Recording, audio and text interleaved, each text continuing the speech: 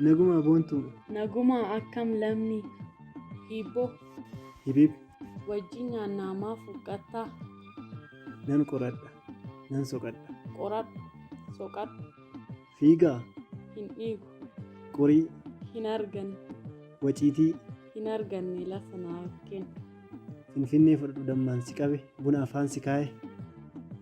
finfinnee koo argadhee maalan dhabaa aannan qe'ee keessa na yaa'a bosonni dallaa naaf ta'a dammi dallaa na jira ansiinan rabsu waaqni hamaa fi diina kee haa cabsu hiddi walitti nu jira kanumaafan si hiila deebiin fal'aanuu hibboo hibib urii abbaan koo naa mure hin cabu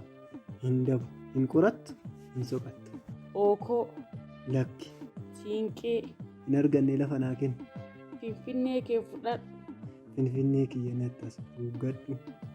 boontuu fuulaa gadi gubadhu muka gugguuftuu jala bahi